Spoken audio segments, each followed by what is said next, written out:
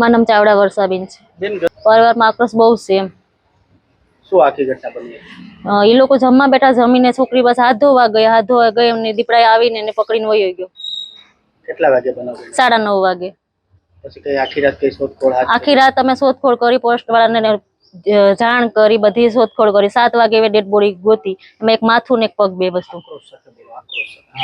બે વસ્તુ મળ્યું.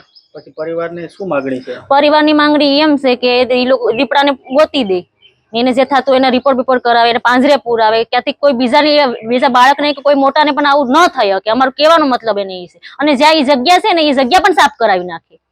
કોઈ કઈ ધ્યાન નથી દેતું, કોઈ જાતની કોઈ કાર્યવાહી કરતા નથી. એ લોકો એમ કીધું કે તમે કઈ ઓલું કરો માં, તમને જે થતી હોય સહાય આપે, પણ અમારે પૈસા કઈ નથી જોતા. એ કહેતા હોય તો 10 લાખ અમને આપે, તમે એને 20 લાખ દેવા તૈયાર છે. અમને અમારી છોકરી દઈ દે એ પાછી.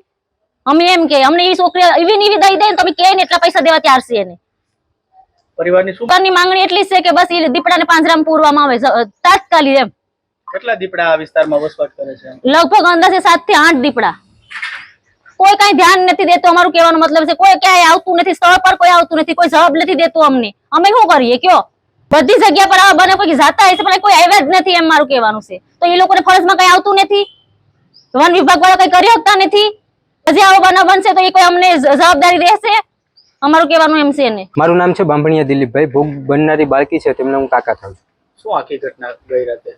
સમગ્ર ઘટના એવી છે કે ગઈ રાત્રે 9:30 વાગ્યાના અરસામાં અમારા પરિવારમાંથી બાળકી અને તેમના પિતા જમીને હાથ ધોવા માટે ઓસરીમાં ગયા. અચાનક જ દીપડો આવી ધસી અને બાળકીને ઉપર હુમલો કરી અને તેમને ઢસડીને લઈ ગયેલ.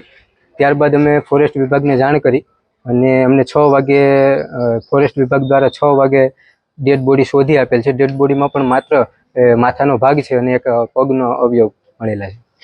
પરિવારની માંગણી એટલી જ છે કે અમારા રહેણાંકીય વિસ્તારની બાજુમાં જે જંગલ જેવા ઝાડવા થઈ ગયા છે, દાંડા બાવળ કહેવાય એને, એ બાવળો પુષ્કળ પ્રમાણમાં થઈ ગયા છે. એના હિસાબે એવા દીપડા અને અનેક પ્રકારના હિંસક પ્રાણીઓ ત્યાં રહે છે, રહેણાંક બનાવી લીધું છે. તેને હટાવવામાં આવે અને વન વિભાગ દ્વારા આ જે દીપડાએ એટેક કરી અને અમારી બાળકીનો ભોગ લીધો છે તે દીપડાને જેમ બને તેમ જલ્દીથી જલ્દી પાંજરે પૂરવામાં આવે. મિત્રો, આવા જ વિડીયો અને શોર્ટ્સ જોવા માટે આજે જ અમારી ન્યૂઝ રૂમ યુટ્યુબ ચેનલને સબસ્ક્રાઇબ કરો.